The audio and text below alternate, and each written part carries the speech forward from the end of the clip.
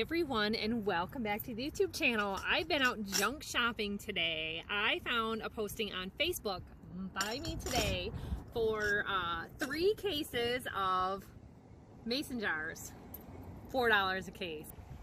I just left the store and a case is $13.44. These were used one time as drinking glasses for a wedding. The great thing about that means the lids and bands are all still brand new. When you do canning, the lid on top is supposed to be one-time use. Now sometimes I will use them more than once in a pinch, especially when water bath canning, not pressure canning, because that plasticky seal, it's got kind of a wax coating maybe to it, but it's not a guaranteed seal. Now recently I ran short and I was doing some canning of milk. Out of 7 jars, 1 did not seal, which kind of sucked because it created siphon in all of it. So leaving enough headspace maybe would have prevented that a little bit. But $4 a case, you can't beat that. We recently canned a cow. I've been editing that video. And strawberries are on sale this week and last week at our Meyer stores in Michigan, and my rhubarb is ready. So I have been canning dozens of jars of strawberry rhubarb jam and straight strawberry jam. So I went to Meyer's yesterday and I found out the berries were still on sale. This is gonna save me from having to get into my wide mouth jars for doing my meat canning. Well, it never fails. We go from one job to the next. Now that I got that mason jar situation taken care of, getting everything all washed up so I can can milk, get more of that put away, the 2 cows are giving me a surplus. We're cleaning up the yard because it's spring cleaning, it's mowing season. This part of our property is on a riverbank. We had a down tree, it's kind of still down there, but property line situation. Some of the cut wood from the neighbors a long time ago has been floating upstream. It's in the way of the kid mowing. I've been taking some away a little at a time. Shorts. You do what you can. It's hot. It's like 82 today. In the way of the kid mowing, I'm gonna try to split this by hand. It's too much work to get the log splitter out and bring it here. It's 45 minutes away from the normal homestead location. This is the old homestead. And I'm gonna work on it. I got a sledgehammer, I got a splitting maul, I've got an axe.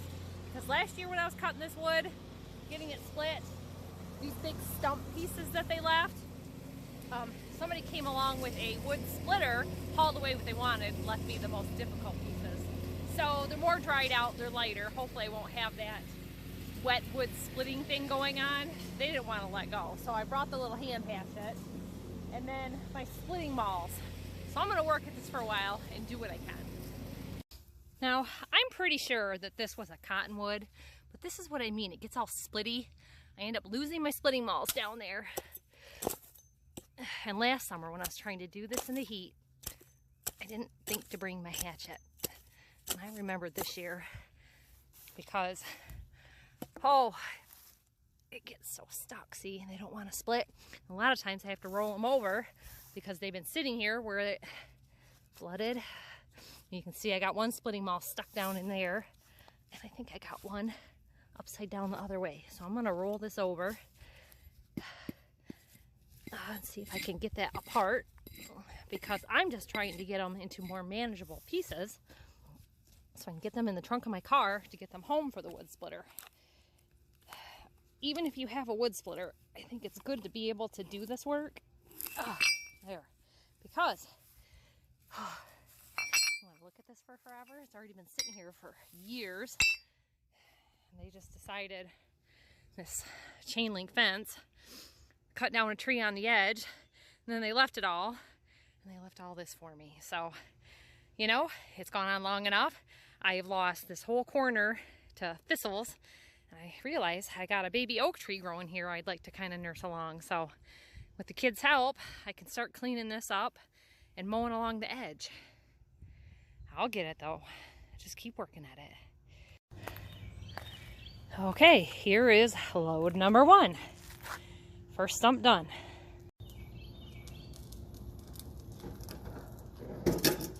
It's going. Load number 2.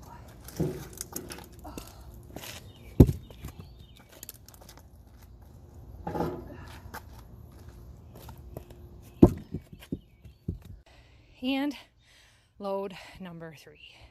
This is a lot of wood and it's a lot of weight. That's more than enough to fill my trunk and weigh it down. The nice thing about living or having a place by a river is the peacefulness. The bad part is the mosquitoes and bugs. So getting out here and working in the yard can be hard. And we've had a lot of rain and it's warm today. So it's a good time to be doing this. I lost a tree here and we never replanted it. And the kids' sandbox is pretty much floated away with the river. I think I might get the wheelbarrow and fill this in the next time. But I'm working on this one. This is a tree that we actually planted probably 15, 18 years ago. And this one right here we planted. And the funny thing about this tree is a deer got it. And the only thing we had was Scotch tape. And we taped that trunk and it just grew. This was, back then they were $15, maybe $20 trees at, you know, the big box stores. But that sucker has grown and done good because it was just high enough out of the water table. But I decided I would help him with his mowing with this tree stump, and I just hit it a little bit with the sledgehammer, and we had gotten a tree stump out of there. We've got a few tree stumps. So I just started digging around this one, and I was able to get it. And that's the good thing about being by the river, is after a couple of years of this being gone, I think it's been 2, that all softened up enough. But we're just gonna have to plant something a little more tolerant, maybe that can do a little better. The problem is that the root system can't get established real strong because it doesn't have to go far for water. So I'm gonna get rid of that and fill this hole in. Well, a girl can only do so much. This one will not budge. This one's gonna need some, a backhoe or a truck to pull this sucker out. It's in there, and fortunately, this is way up high. It's a dry time of year, and I'd say that probably broke off 2 or 3 years ago. So we've been mowing around it, and I'm tired of it. It needs to go for the view of the beautiful yard, because you gotta do what you can. It can be hard work doing all this stuff. We have multiple properties that need to be kept up for storm damage, you know, pruning and things like that, and we save all of our wood for home heating. And like I said, it can be hard work, but this is just a start for next year. We had a really mild winter this year, and we went through quite a bit of wood. We want to make sure that we have our field edges cleaned up. It helps save the farm equipment. You're gaining feet and acres over the years by cutting and trimming things back, so it's well worth the time. We just went through a big storm cleanup from a tornado that hit our area last year, and we weren't able to get to the tree before winter. So this area has been all cleaned up, allowing us access to our garden. It's a little bit late, but we started a lot of things in pots, and he decided for now we're just gonna leave this and move on to the next projects. Fortunately, we were able to get the tree top, it was 2 trees, off of my chopper project. I've been working on painting this just before the storm hit. Damage. It knocked it off its blocks and off of the pallet that I was painting on, but it's not really much worse for the wear. The little box here got a little dented, but we'll be able to knock that back out and save it. It's not damaging any of the mechanical parts, so we were lucky there. Just another project, something maybe I can get to this weekend. So if I didn't mention, what I need all those mason jars for is canning. We always can some of our farm fresh raw cow's milk and put it in the pantry, because that saves you a lot of money on buying evaporated milk later on. This is the same milk. Right now it's just raw cold milk. I'm doing what's called cold packing. We do a lot of like pumpkin pie, custard pie. Instead of buying evaporated milk, this is the replacement for that. And I looked at the store the other day, dollar, I think 89 for the pet brand, and maybe $1.45 for the store brand. So these are all ready to go in my canner, and I can get them canned. Today is gardening day. The homesteading family wears lots of different hats. So we have gone from picking up canning jars in this video to doing yard work, splitting firewood that we'll use in our home heating and in our maple syrup production, to canning milk, to in a little while after this is done, we'll go out. We are going to do a second rototill workup in our garden.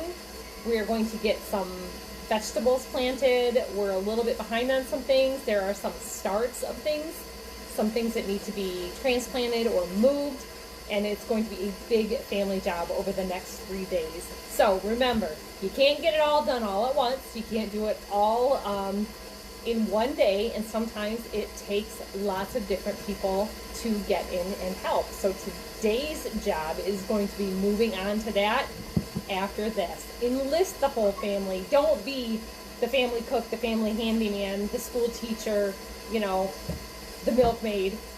Divide it up a little bit over some times. We had a good day off yesterday and a nice rest.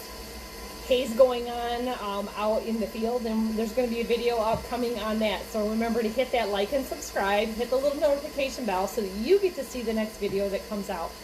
And as always, thanks for watching. We'll see you next time. Bye-bye.